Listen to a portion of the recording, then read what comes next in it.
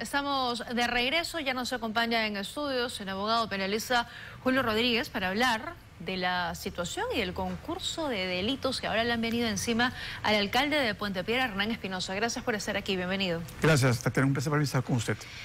¿Qué ha pasado con el alcalde? Porque, a ver, habíamos visto este choque, el momento que él estrella su vehículo y poco a poco se han venido conociendo imágenes donde aparentemente ahora se le ve a él bajar del asiento de piloto, se escapa, hay una emboscada, se lo llevan, no pasa dosaje etílico. ¿Ya de cuántos delitos vamos hablando?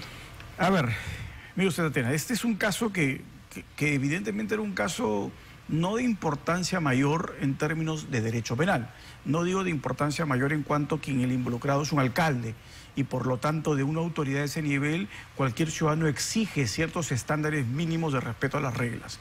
No obstante, no las respetó aparentemente, ¿no? De lo que se puede percibir de las imágenes, condujo su vehículo por lo menos en una maniobra absolutamente temeraria y a exceso de velocidad para haber estado en la zona de próxima a una caseta de peaje. Y ahí se ve pues el impacto absolutamente apoteósico que tiene él, el carro se voltea. Sí. Hasta ahí la eventual discusión era o se despistó y no estaba bajo los efectos del alcohol, se distrajo y de ahí no pasaba nada, ¿no? De una multa por pues no manejar con el cuidado debido, el riesgo probable de haber estado bajo los efectos del alcohol, que podría llevarlo en esas circunstancias tan solo a un hecho mucho más grave, que era un delito de conducción bajo los efectos del alcohol con una pena privativa de libertad máxima de 2 años. Máxima. Es decir, sin antecedentes y con las reglas que tiene el código, lo más probable que la pena para él hubiese estado en el rango de no mayor aproximadamente de 7 meses. 7 meses. De 7 meses. En esa situación tal cual lo que vimos al inicio. Así es, si ahí acababan las cosas, 7 meses hubiese sido su escenario más dramático. Obviamente pudo haberse acogido al principio de oportunidad, se pagaba una reparación al Estado y se acabó la historia. Pero lo que pasó después es de locos. O sea, de locos. Ahí hay que ver si es que tuvo asesoría legal, debe haber sido la peor posible. Porque lo lleva a un escenario totalmente distinto y lo coloca en una situación evidentemente de un riesgo a su libertad enorme. ¿Por qué? Porque primero después, aparentemente, como usted lo dice, Tatiana, y las imágenes de panorama lo han expresado así, habría salido él del lugar del piloto y había comenzado ahí lo que se llama suplantación de identidad. Colocar a otra persona como aparentemente hubiese sido el conductor del vehículo. Claro, hay gente de comunicaciones que dice que él habría manejado, ¿no? Pero que aparentemente por las imágenes no habría sido así. Correcto. ¿Qué más? Eso es que comenzaré a investigar. Ahí estamos hablando, ¿no?, de suplantación de identidad. De ahí viene el procedimiento que le corresponde a cualquier persona que interviene en un accidente. Tiene que esperar a la policía, tiene que pasar por todas las pruebas que corresponde. Si la policía tiene dudas de que él manejaba o no te manejaba, la policía lo que debe hacer es que esa persona pase el toxicológico. ¿A eso se lo llevaban? A eso se lo llevaban. Entonces, la resistencia a pasar el toxicológico por sí sola ya es un delito muchísimo más grave que la conducción. Es un delito que tiene de 4 a 7 años de privación de libertad. No, si él se resistía, es decir, si él llegaba al lugar y no quería pasar el toxicológico, la pena era de 4 a 7. Sin embargo, ojo, además de lo que vimos de tratar de sustraerse del lugar del accidente a partir de que sea otro el que asuma la responsabilidad de la conducción. Pero de ahí, o sea, hay una escalada absolutamente irracional porque se ve en las imágenes que un vehículo de la municipalidad que él dirige, que intercepta a la ambulancia. Paran a la ambulancia, un grupo de personas comienza a tocar la puerta de la parte trasera de la ambulancia, abren la puerta, entre comillas, en el argot así se dice, cogotean al efectivo policial y bajan las 2 personas de ahí. Ese escenario es obviamente un delito de una gravedad superlativa. Estamos hablando de violencia a la autoridad en cumplimiento de sus atribuciones. Ese policía estaba cumpliendo su función de trasladar a esta persona para pasar el procedimiento que le corresponde. Dosaje etílico, interrogatorio, lo que fuese. Eso tiene en el Código Penal una pena agravada, porque es violencia contra autoridad en ejercicio de funciones siendo efectivo policial. Pena mínima 8 años, pena máxima 12 años. Y eso también abarca a las personas, a esos trabajadores, al serenazgo, a todos ellos. Como usted lo dice, Tatiana, si es que se acredita que él es el hombre de atrás, como se llama en el derecho penal, es el autor mediato, el que lidera esta operación ilícita, él responde como autor, así como todos los demás involucrados. Bueno, habrá que ver eso, porque hay unas imágenes también que se ve que él está dentro de la ambulancia escribiendo, llamando por teléfono. Habrá que ver si ese fue el momento en el que él estaba coordinando esta emboscada para que se lo lleven. ¿Todo eso configura también el delito de obstrucción a la justicia?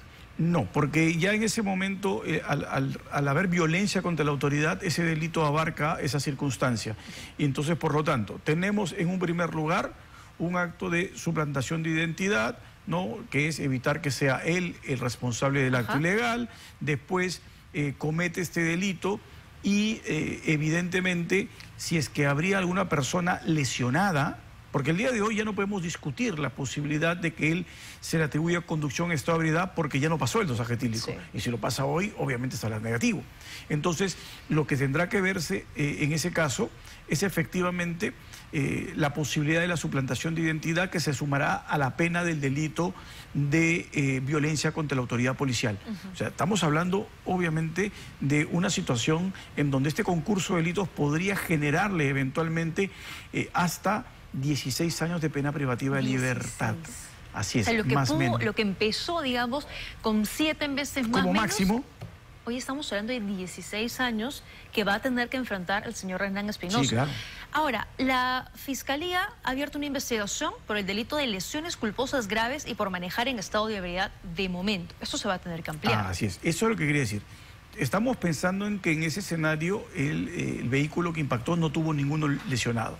Si además tengo un lesionado, y eso es parte del desconocimiento de muchas personas o una pésima asesoría legal, es igual en términos punitivos que una persona esté bajo los efectos del alcohol o que una persona realice una maniobra en donde transgreda las reglas técnicas de conducción. Ambas circunstancias son equivalentes en términos punitivos. Es decir, si yo manejo bajo los efectos del alcohol y lesiono a alguien, la pena va de 4 a 6. Si yo vulnero reglas técnicas, como aparentemente sucede ahí, el exceso de velocidad, la pena sigue siendo de 4 a 6. Esa pena, si hay lesiones, de 4 a 6, se podría sumar con el delito de violencia a la autoridad, que tiene de 8 a 12. Mi escenario podría ir hasta 18 como mínimo. Wow. Complicada la situación. Estaríamos hablando del delito culposo en este caso. Aprovecho para mostrarles, tengo en mis manos la tercera edición, ahí está con mayor claridad, del tipo imprudente, delito doloso. Es la tercera edición del doctor Julio Rodríguez, que la ha compartido con nosotros, donde aborda además varios de estos casos, ¿no? Varios casos usted ha podido analizar similares en esencia a lo ocurrido con el alcalde de Puente Piedra. Sí, claro, porque gracias por el anuncio. Este es la tercera edición de mi libro. La criminalidad culposa o criminalidad imprudente, en términos cuantitativos, es la mayor criminalidad que existe el día de hoy. Se calcula que 3.500 personas mueren en el Perú por manipulación indebida de vehículos motorizados. Y lo que estadísticamente señala la policía es que por cada muerte, lamentablemente, hay aproximadamente 4 actos de lesiones imprudentes. Si multiplicamos, inunda el sistema de justicia más o menos 18.000 casos de delitos imprudentes solo vinculados a vehículos motorizados. Si a eso le agregamos otros hechos imprudentes, como por ejemplo los actos imprudentes que se puede cometer vulnerando la lex artis, que es exigible a los médicos. ¿No? Los médicos también pueden cometer delitos imprudentes, lesiones o muerte. Hacia eso le agregamos las imprudencias en el ejercicio de las actividades productivas, de empresas de producción, como el caso PepsiCo, por ejemplo, podría entrar ahí, o en incendios que se producen, en donde no se vulneran, las reglas de cuidado, no hay, por ejemplo, extintores, no hay pasadizos adecuados, no hay los mecanismos para que las personas en esos siniestros puedan escapar. Mesa Redonda, etcétera, la Galería Nicolini, todos esos casos también pueden ser valorados como hechos imprudentes y que obviamente si sumamos todos es la criminalidad en términos cuantitativos más abundante, a pesar de que los delitos imprudentes en el Código Penal pues son 16. 16. Versus los 300 delitos dolosos. Wow. ¿Algún caso en particular que quiera compartir con nosotros que haya abordado en este, libro? Son muchos. Son muchos. He abordado, tengo 110 resoluciones de la Corte Suprema que he analizado y otras decisiones del Ministerio Público, del Tribunal Constitucional, todas vinculadas a actos imprudentes que usted acaba de mencionar, varios de ellos, que son de público conocimiento, además que los medios transmiten en cada uno de los reportajes que hacen, lamentablemente. El de Guillermo Riera, por ejemplo, ¿no? Este caso de este señor que manejó de manera imprudente su vehículo por la Costa Verde, iba en el carril opuesto. No, se cruzó al carril, el carril opuesto, sí. Atropelló y mató. Sí. A 3 personas. Así es. Ese es un delito imprudente también. Y se fue, porque además no asistió a los... Y claro, ahí ese es el mismo escenario. El escenario se complejizó porque se sustrajo de las investigaciones, colocó aparentemente, según la Fiscalía, a otra persona para que se coloque como el conductor del vehículo porque era el chofer de la empresa, etcétera. Volvemos al caso del alcalde. Claro, la situación se comienza a ser cada vez más dramática y mucho más grave, en donde ya no solo estoy siendo objeto de imputación de un delito imprudente, sino adicionalmente de la sustracción de la investigación. Ahí, más grave aún, omisión de socorro y abandono de personas en peligro. Claro. Es decir, una serie de delitos más. Se fue, además, de la escena y huyó del país. Sí, se fue a los Estados Unidos, según recuerdo. Claro. Y luego pudo finalmente salir de la cárcel, porque estuvo en prisión. Cumplió pena. Cumplió pena. Tuvo que cumplir pena, ¿no? Y después se acogió a los mecanismos que establece el Código de Ejecución Penal, ¿no? Obviamente previa reparación a los afectados y pudo salir de la cárcel. Pero fue condenado por delitos que lo llevaron a esa situación extrema, que si no hubiese huido, si hubiese quedado, prestado ayuda, etcétera, su responsabilidad no hubiese sido tan grave. Claro. Como en el caso del alcalde. Si se quedaba sentado allí... Que ha venido acumulando y acumulando casos. ¿Qué lo motivó, doctor Rodríguez, a escribir la tercera edición de este libro? Bueno, básicamente el regreso para mí a la universidad en términos de regresar a enseñar a los chicos de pregrado, ¿no?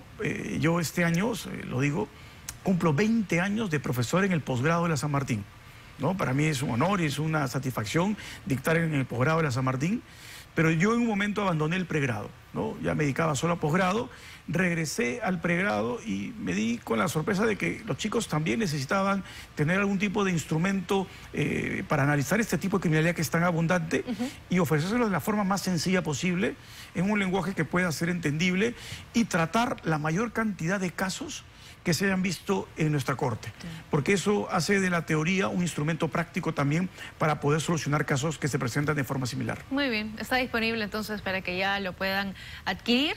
Y la segunda edición fue un éxito, seguramente esa también. Espero. Muchas gracias, Tatiana, muy amable. Por habernos acompañado analizando este caso del alcalde de Puente Piedra y otros que también van a poder encontrar ahí.